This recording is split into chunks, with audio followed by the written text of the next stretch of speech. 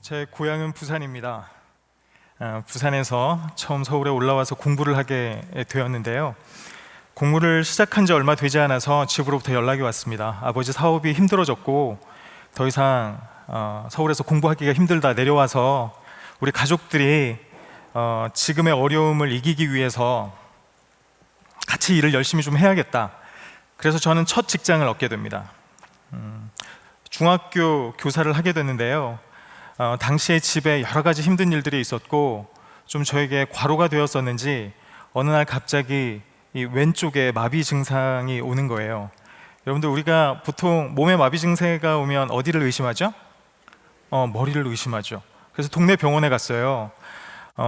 그 동네 병원에 계신 그 의사 선생님 되게 친절하셨는데 그냥 CT를 좀 찍어 보시더니 아무렇지도 않게 한 2가지 종류의 뇌종양이 의심이 된다는 거예요. 요즘은 의학 기술도 발달하고 여러 가지 방법들이 있어서 뇌종양을 잘 치료할 수도 있지만 당시에 그 말은 저에게 굉장한 충격이었습니다. MRI를 찍기 위해서 어머니를 모시고 오라는 거예요. 근데 저희 어머니가 어떤 분이냐면 조그만 교회의 김순덕 권사님이라는 분이세요. 이 김순덕 권사님이라는 분은 아버지의 사업이 망해서 이 단칸방으로 이사를 가도 그 방 안에서 하나님께 하나님, 옹기종기 모여 사니 참 좋네요 라고 기도할 정도로 믿음이 대단하신 분이세요. 물론 아버지에게 불평은 열심히 하시지만 하나님께는 그렇게 불평을 안 하시는 분이세요. 그래서 내가 이렇게 좀 이렇게 아플 수 있다, 좀 힘들 수 있다 이야기를 해도 어머니께서는 믿음으로 잘 이기실 줄 알았어요. 당시에 어머니도 공장에서 일을 하고 계셨는데요. 어머니가 퇴근할 때까지 기다렸다가 어머니한테 말씀드렸습니다. 아직 확진이 된 건 아닌데요, 어머니, 그 뇌종양일 수도 있대요. 어머니, 저와 함께 가셔야 될 것 같아요. 병원에 가보셔야 될 것 같아요 라고 말씀을 드렸더니 저희 어머니가 저를 이렇게 쳐다보셨어요, 한참을. 그리고 제 갈비뼈가 부서지도록 저를 꽉 끌어안으셨습니다. 그 다음부터 하나님 앞에 삿대질을 하기 시작하셨어요. 하나님, 다른 것 다 참아도 이것만은 못 참습니다. 하나님, 다른 것 다 참아도 이것만은 못 참습니다. 하나님, 다른 것 다 참아도 이것만은 못 참습니다 라고 온몸을 떠시면서 하나님께 울부짖으시는 거예요. 제 몸이 함께 떨렸거든요. 제 마음이 갑자기 편안해지는 거예요. 아, 죽어도 혼자 죽지는 않겠구나 라는 생각이 드는 거죠. 이 어머니는 아들의 불안이 감염되는 걸 두려워하지 않는 분이었어요. 이 어머니는요, 아들의 두려움이 감염되는 걸 두려워하지 않는 분이셨어요. 이 어머니는 어쩌면 아들의 죽음이 감염되는 것도 두려워하지 않는 분이구나 라는 게 느껴지는 거예요. 누군가가 나의 고통이 전염되는 것, 감염되는 걸 두려워하지 않는다면 여러분, 그 가운데 평안을 느낍니다. 나중에 검사 결과 뇌종양이 아닌 뇌의 다른 문제 때문에 제 마비 증세가 온 것이었었는데요. 만약에 어려운 뇌종양이었다 할지라도 저는 그 어머님 때문에 저는 기꺼이 그 고통을 견뎌낼 수 있었을 것 같습니다. 팬데믹을 통해서, 우리 코비드19 이것을 통해서, 이 바이러스를 통해서 우리가 깨닫게 되는 것은 무엇입니까? 우리가 얼마나 감염을 두려워하는가인 것이죠. 우린 감염이 들었습니다. 낯선 사람이 마스크를 벗고 있으면요, 그 사람 옆에 가기가 너무너무 무서워요. 그렇죠? 모르는 사람이 내 몸을 스치고 지나가면 그 사람을 한 번 더 쳐다보게 됩니다.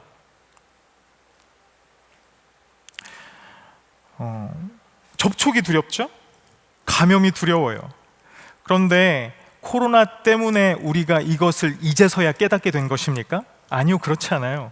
우리는 다른 사람들의 고통에 감염될까 봐 두려워요. 불행한 사람들을 보면요, 그 불행이 우리들에게 감염될까 봐 두렵습니다. 그래서 그 사람들의 이야기를 듣는 게 두렵고요, 우리가 공감 말을 하지만 그 사람에게 공감하는 게 두려워요. 그 사람과 많은 시간을 보내는 것이 두렵습니다. 그런데 성경은 분명히 우리에게 이렇게 말씀하고 계세요. 사랑은 곧 접촉이다. 제가 마가복음 1장 40절부터 41절을 제가 한번 읽어보겠습니다. 나병 환자 한 사람이 예수께로 와서 그 앞에 무릎을 꿇고 선생님께서 하고자 하시면 나를 깨끗하게 해주실 수 있습니다 하고 간청하였다. 예수께서 그를 불쌍히 여기시고 손을 내밀어 그에게 대시고 그에게 해주마 깨끗하게 되어라 하고 말씀하시니 곧 나병이 그에게서 떠나고 그는 깨끗하게 되었다. 고대 이스라엘에서 나병은 감염되는 거예요. 죄가 감염이 되고 그 질병이 감염되는 거예요. 그래서 나병 환자들은 정상인들이 가까이 오면 나는 부정하다 외쳐서 그 사람들이 가까이 오지 못하게 해야 했어요. 모세의 율법에 의하면 이 사람들은 이스라엘 마을 안에 살지 못하고 그들끼리 함께 모여 살아야 했어요. 그때 예수님이 오셨다는 이야기를 듣습니다. 그리고 예수님에게 가서 낫기를 소망합니다. 그때 예수님이 멀찌감치 떨어져서 그래 너 나았어 라고 말씀하신 게 아니에요. 오늘 본문에 보면 예수님께서 유대인들이 전혀 하지 않았던 일을 하십니다. 그의 몸에 손을 대는 거죠. 여러분, 저는 이것이 커다란 메시지라고 생각해요. 예수님이 그 나병 환자와 예수님을 둘러싼 그 허다한 무리를 향해서 말씀하고 계신 거라고 믿습니다. 예수님이 이렇게 말씀하고 계신 거죠. 너희들은 감염이 될까봐 어떤 누구도 이 사람의 친구가 되지 않았다. 어떤 누구도 이 사람의 몸에 손을 대지 않았다. 어떤 누구도 이 사람의 이야기를 들으려 하지 않았다. 내가 지금 이 순간 이 사람 몸에 손을 댔다. 내가 이 사람과 함께 더러워졌고 이 사람의 죄에 감염이 됐다. 이 사람을 버리려거든 나도 버리고, 이 사람을 멀리 하려거든 나도 멀리 해라. 여러분, 이때 어떤 일이 일어납니까? 치유가 일어납니다. 여러분, 우리의 치유와 회복은 언제 일어나죠? 여러분, 접촉할 때 일어나요. 감염을 두려워하지 않고 그 사람과 더불어 함께 할 때 치유가 일어난다는 것입니다. 저는 세상에 딱 두 개의 교회가 있다고 생각을 합니다. 이 온누리 교회가, 여러분들의 교회가 어떤 교회인지 한번 생각해 보세요. 첫 번째 교회는 치유의 능력이 있는 교회입니다. 그 관계 속에서 치유를 경험하는 교회예요. 두 번째 교회는 교회이긴 교회예요. 간판도 교회라고 붙어 있어요. 그런데 어떤 치유의 능력도 없는 교회가 있습니다. 여러분, 치유적인 힘이 있는 교회인지 치유적인 힘이 없는 교회인지 여러분 어떻게 구분할 수 있죠? 여러분, 이걸 잘 구분해야 우리의 삶에 은혜의 기적이 넘쳐요. 어떻게 구분할 수 있습니까? 그것은 이 질문을 통해 구분할 수 있어요. 여러분들에게 은혜는 무엇입니까? 여러분, 치유의 능력이 없는 교회는 은혜를 어떻게 생각하느냐? 예수 그리스도의 십자가의 그 은혜, 구원의 은혜를 어떻게 생각하느냐? 그냥 공짜라고 생각해요. 이건 내가 거저받은 거다. 이건 공짜야. 그래서 하나님의 은혜가 가벼워요. 그래서 마음에 소망이 있는데 딱 한 가지 소망이 있어요. 나에게 구원은 따놓은 당상이야. 나는 언젠가 천국에 가는데? 그러면 내가 해야 하는 것은 딱 한 가지예요. 이 땅을 살아가면서 최대한 행복하게 살아가는 겁니다. 내가 행복하게 살려고 하는데 내가 왜 누군가의 고통에 귀를 기울입니까? 감염될 수 있는 상황에 나를 왜 놓쳐? 그럴 수 없는 거죠.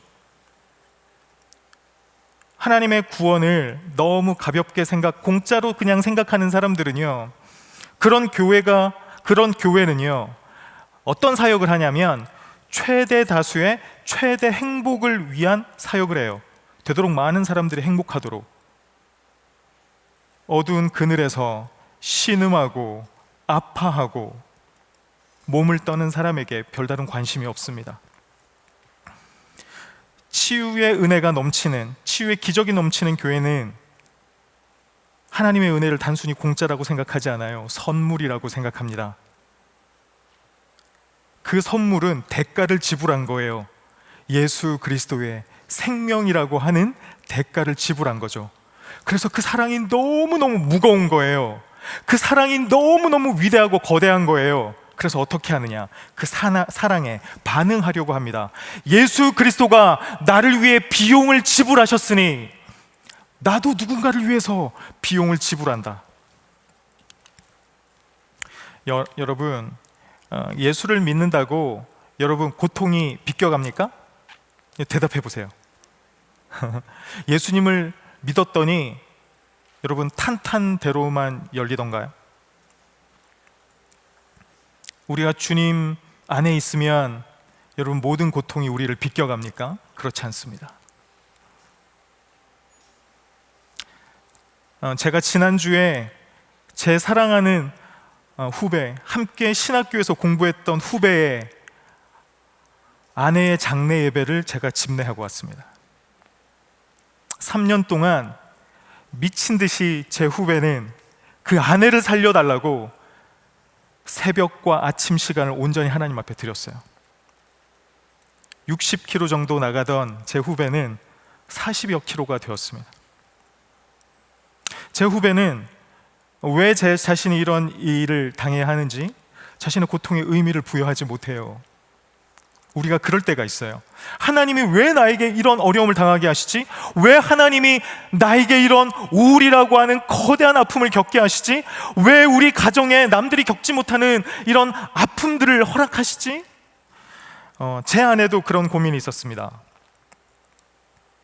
왜 나는 폭력적인 아버지 밑에서 태어났을까? 나는 하나님을 믿는 신앙이 있는데 내 아버지는 왜 내 성적이 떨어진다고 주먹질을 하고 반찬이 짜다고 엄마를 때리다가 분에 못 이겨 나를 때릴까? 하나님 앞에 질문했지만 그 질문에 대한 대답을 얻을 수 없었어요. 제 안에는 마음의 소망이 있었습니다. 그래, 내가 30이 넘기까지 이 가정 속에서 고통을 받았으니 하나님께서 아이를 정말 좋아하는 남자를 만나 결혼하게 해주신다면 난 다복한 가정을 이루고 하나님께서 나에게 지금까지 이런 고통을 왜 주셨는지 나는 깨닫게 될 거야. 여러분, 그런 생각을 가졌습니다. 그런 생각 가질 수 있죠, 그쵸? 그리고 그 아이를 좋아하는 남자는 바로 저였어요. 엄청 아이 좋아하게 생기지 않았습니까? 그건 약간 오해였는데 우리 대학의 상담센터에 온 아이를 열심히 케어해 준 건데 아내는 그걸 오해를 하고 아무튼 그 아내와 결혼을 했습니다. 1년이 지나도 아이는 생기지 않았고 2년이 지나도 3년이 지나도 4년이 지나도 5년이 지나도 아이는 생기지 않았어요. 의사로부터 들었던 마지막 이야기는 의학적으로 할 수 있는 일이 아무것도 없다는 거였어요. 제가 그때 제 아내의 얼굴을 봤습니다.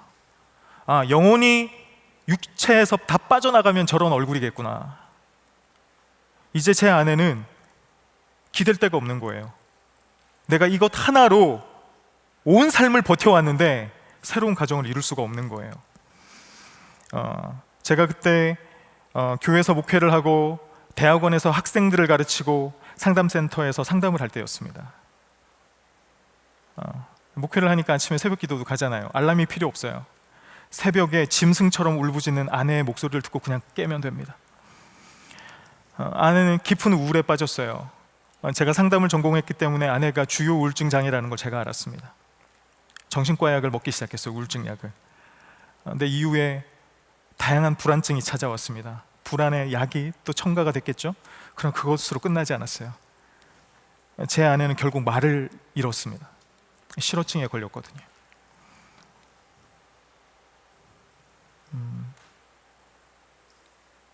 그 아내를 지켜보는 건 저에게 커다란 고통이었습니다. 겨우 아내를 추스려서 대형마트에 가면 그 수많은 유모차를 보고 쓰러져 버리는 아내를 케어하는 저는 하나님 앞에 늘 질문했어요. 하나님, 저에게 뭘 원하시는 것입니까? 그때 어떤 목사님은 저에게 오셔서 이렇게 말씀하셨습니다. 우원웅 목사, 자네의 영적인 생활을 한번 점검해 보게. 사모에게 어떠한 죄가 있는지 잘 살펴보고 하나님 앞에 회개하게.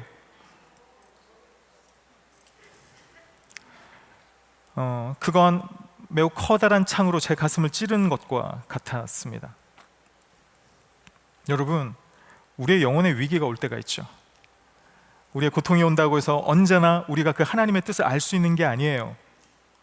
욥이 모든 재산을 잃어버렸을 때 그는 하나님 앞에 이렇게 고백할 수 있습니다. 하나님, 제가 이 연단을 받아들이겠습니다. 제가 하나님 앞에 정금같이 나아가겠습니다. 이 고통을 통해서. 그러나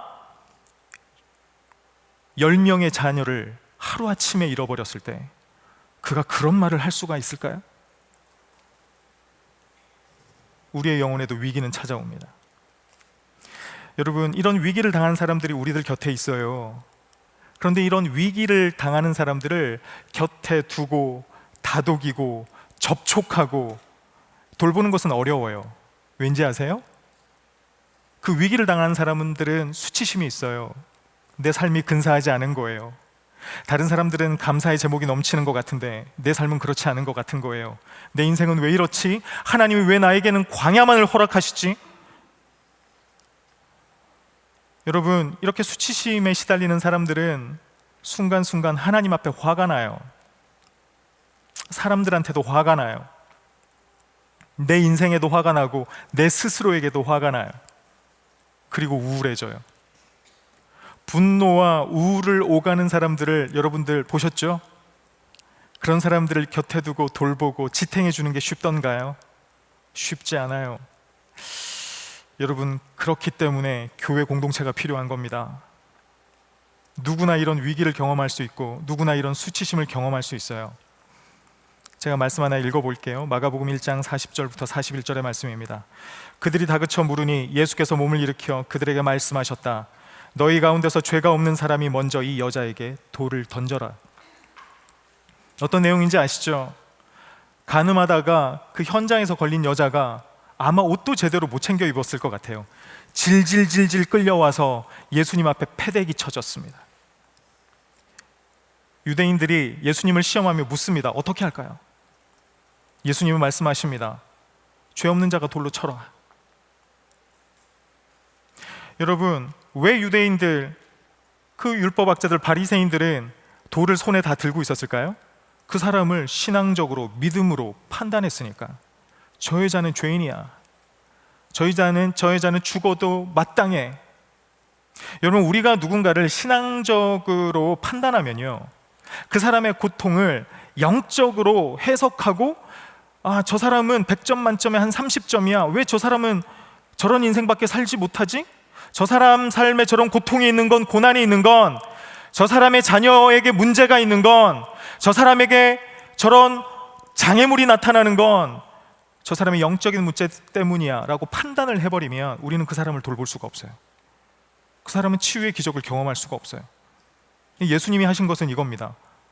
판단하지 않는 거예요. 판단을 중지하셨죠.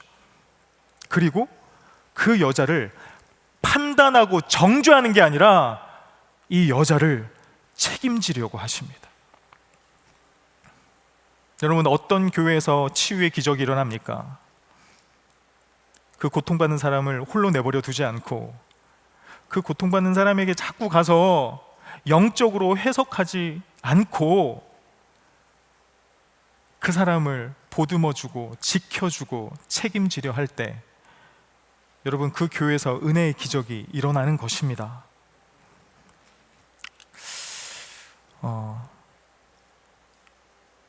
여러분, 지금부터 제가 몇 가지 치유를 만드는 사랑의 비용에 대해서 말씀드리려고 합니다.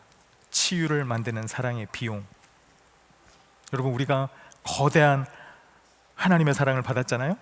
예수 그리스도는 십자가 위에서 기꺼이 생명이라는 비용을 지불하시고 그 값비싼 은혜를 우리들에게 허락해 주셨잖아요. 그러면 이제 우리도 예수 그리스도와 함께 그 비용을 지불하는 연습을 한번 해보았으면 좋겠습니다. 이게 쉽지 않아요. 저 사실 우리 성도 여러분들에게 평안을 말하려고 오지 않았습니다. 저 사실 이 코로나 때문에 여러분들 마음이 힘든데 한 번 더 여러분들의 마음을 불편하게 해드리려고 왔어요. 비용 이야기하면 여러분, 뭐야, 공짜 아니었어? 막 이런 생각이 들잖아요. 근데 여러분, 우리가 이 비용을 지불할 때 여러분과 여러분의 이웃이 부활의 생명, 치유의 생명을 경험하게 된다는 사실을 여러분 기억하셨으면 좋겠습니다. 어떤 비용을 지불하느냐? 첫 번째가 공감이에요. 너무 많이 들어보셨죠? 근데 이 공감은 정말 어려운 것입니다. 여러분, 이 그림이 어떤 그림인지 아시겠어요? 라파엘로가 그린 그림인데요, 솔로몬의 재판이라고 하는 그림입니다. 지금 저에게 딸이 있어요. 제 딸이 저녁마다 듣고 싶어하는 성경 동화가 바로 이 스토리입니다. 왜 그런지 모르겠어요. 이 성경 스토리는 어떤 거죠? 두 창기가 한 집에서 살았어요. 그 두 창기에게는 둘 다 아이가 있었습니다. 아침에 일어나 보니 한 아이가 죽어 있어요. 서로 살아있는 아이가 자기 아기라고 이야기한 거죠. 그래서 솔로몬 왕 앞에 가서 재판을 받습니다. 그때 솔로몬 왕이 어떻게 이야기하죠? 묘 안에 있다. 반으로 정확하게 갈라. 반씩 나눠 가지렴? 여러분, 이때 한 엄마는 이렇게 이야기를 합니다. 지혜로운 판결이십니다. 갈라주십시오. 심플하네요. 여러분, 근데 한 엄마는 이렇게 이야기를 합니다. 아니요, 그러지 마십시오. 제 아이가 아닙니다. 저 여자의 아이입니다. 저 여자에게 주십시오. 여러분, 저는 처음에 이 성경을 읽을 때 생물학적 어머니를 찾는 과정이라고 저는 생각을 했어요. 근데 그게 아닌 거예요. 누가 진짜 엄마입니까? 누가 진짜 엄마예요? 그 아이의 고통이 내 고통처럼 느껴지는 사람이 진짜 엄마예요. 저에게 이 메시지가 와닿은 이유는 제가 입양이라고 하는 선물 같은 통로로 제 딸을 얻었기 때문에 그렇습니다. 제 딸이 제 아내는 인정하지 않으나 아빠를 훨씬 더 좋아합니다. 이 아이가 옷을 입힐 때마다 저에게 장난을 되게 해요. 옷 막 안 입으려고 하고 막 일부러 막 고개 숙이고 있고. 그래서 제가 하루는 아이 등원을 시키려고, 등원 뭔지 아시죠? 어린이집에 보내는 거. 등원을 시키려고 막 준비를 했어요. 그래서 옷을 입히려고 막 장난을 하니까 제가 왼손을 이렇게 들어서 일어나야지 하고 왼손을 들었는데 그냥 뼈가 쑥 빠진 거예요. 저 막 폭력적인 아버지 아니에요. 쑥 빠진 거예요. 제가 너무 무서운 거예요. 이거 큰일 났다. 제 딸이 벌떡 일어나더니 저를 똑바로 쳐다보고, 아빠 힘 함부로 쓰지 말라고 그랬잖아. 그러면서 저한테 막 화를 내는 거예요. 너무 아프다고. 미안해. 겨우 대충 아이 옷을 걸치고, 제가 카시트에도 정신이 없어서 못 태우고 제 옆자리에 태우고요, 막 정신없이 병원으로 가고 있었어요. 근데 이렇게 옆에 이렇게 팔을 올려두는 암레스트가 있잖아요. 거기에 올려뒀더니 좀 통증이 가라앉나 봐요. 그러더니 제 딸이 저를 이렇게 쳐다보고 웃으면서 이렇게 말을 하는 거예요. 아빠, 내가 아프니까 아빠도 진짜 아프지? 아빠 괜찮아. 의사 선생님이 고쳐줄 거야. 괜찮아. 제 딸이 5살입니다. 내년이 6살이고 저는 내년에 제 딸에게 입양이 되었다는 사실을 알려줄 겁니다. 그게 두려웠거든요. 제가 그 사건 이후로 제 마음속에 두려움이 없습니다. 왜냐하면 이 딸은 자신의 고통과 아버지의 고통이 연결되어 있구나, 그것을 아는 친구거든요. 여러분, 이때 회복과 치유가 일어나요. 내 고통이 나만의 고통이 아니라 누군가가 느낄 수 있는 고통이구나. 내 고통이 누군가와 연결되어 있구나. 여러분, 그러므로 섣부른 영적인 해석을 하지 마십시오. 여러분, 제발 용하다는 사람 찾아가서 자꾸 기도받고 그런 거 하지 마세요. 막 영적으로 해석을 해줘. 뭐가 그런 게 필요해요, 여러분? 여러분, 그렇게 하나님을 신뢰하지 못해요? 여러분, 고통받는 사람이 있거든 그 사람에게 하나님께서 어떤 뜻을 갖고 있는지를 판단하기에 앞서서, 집사님 너무 많이 아프시죠? 집사님 너무 많이 외로우시죠? 목사님 요즘 너무너무 많이 지치시죠? 라고 이야기를 해주세요. 제가 그 상담했던 되게 큰 교회에 어떤 목사님이 계셨어요. 근데 이 목사님이 교회에서 여러 가지 너무 힘든 일이 있었어요. 제가 봐도 너무 견디기 힘든 일들을 경험하셨어요. 그래서 우울증이 찾아와 버린 거예요. 약을 먹기 시작을 했어요. 그런데 교회에 말을 할 수 없다는 거예요. 목사가 우울증 약을 먹으면 사역을 할 수 없다는 거예요. 누가 정한 법입니까? 목사는 아플 수가 없어요.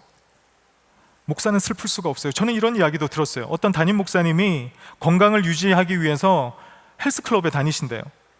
그랬더니 장로님들이 찾아와서 왜 그걸 믿음으로 이기지 못하고 운동을 하느냐고 뭐라 그러셨대요. 그게 말이 됩니까? 그게 영적인 판단, 그게 옳아요? 여러분, 섣부른 영적인 해석을 하기에 앞서서 그 사람이 얼마나 아팠는지, 그 사람이 얼마나 힘든지, 얼마나 버려진 느낌인지 그냥 가서 그 마음을 읽어주세요. 공감해 주세요. 장로님, 제가 뭐라고 장로님에게 말씀드려야 될지 모르겠습니다. 제가 위로를 드리고 싶은데 뭐라고 이야기를 해야 될지 모르겠어요. 장로님, 너무너무 많이 힘드시죠? 그거면 돼요. 여러분, 그거면 됩니다. 그리고 치유를 만드는 사랑의 비용 두 번째는 터치예요. 우리가 팬데믹 상황에서 이런 것들이 어렵죠. 터치가 어렵죠. 근데 이 터치가 굉장히 중요합니다. 제가 그 아내를 위한 기도를 하고 있을 때, 아내가 가장 안 좋았을 때, 아내 아픔을 회복시켜 달라고, 살려 달라고 기도하고 있을 때, 그런 되게 이상한 목사님들도 있었지만 새벽 기도를 제가 마치기까지 기다리고 계시던 목사님 한 분이 있었어요. 그 예배당 밖에 있었거든요. 그 목사님은 우리가 부르는 많은 찬양을 작곡하신 목사님이에요. 제 그 대학원의 5년 후배인 목사님인데요. 평소에는 저한테도 그냥 목사님 이렇게 불러요. 그런데 제가 기도를 마치고 딱 나가는데 그 후배 목사님 저를 이렇게 보더니 그냥 그날은 형 이렇게 불렀어요. 형 그러더니 와서 저를 안아주는 거예요. 제가 얼마나 펑펑 울었는지 몰라요. 여러분, 그 목사님이 저를 안아주실 때 그 팔은요, 그리스도의 팔이었어요. 어떤 말도 필요 없었어요. 우리가 누군가를 터치하잖아요. 그러면 우리 뇌 속에 한 가지 신경 전달 물질이 분비가 돼요. 옥시토신이라고 하는 거거든요. 이 옥시토신이 분비가 되면 우리가 어떤 마음을 갖게 되냐면, 나는 혼자가 아니야. 저 사람은 나와 연결되어 있어. 하나님이 이런 호르몬을 분비하도록 우리를 만들어 주신 것 같아요. 그래서 여러분, 고통받는 사람들이 있거든, 자주 어깨를 두드려 주세요. 아니, 많은 말 필요 없어요. 그리고 안아주세요. 여러분들에게 감염되지 않아요. 그걸 통해서 여러분 은혜의 기적들을 여러분들이 보시게 될 겁니다.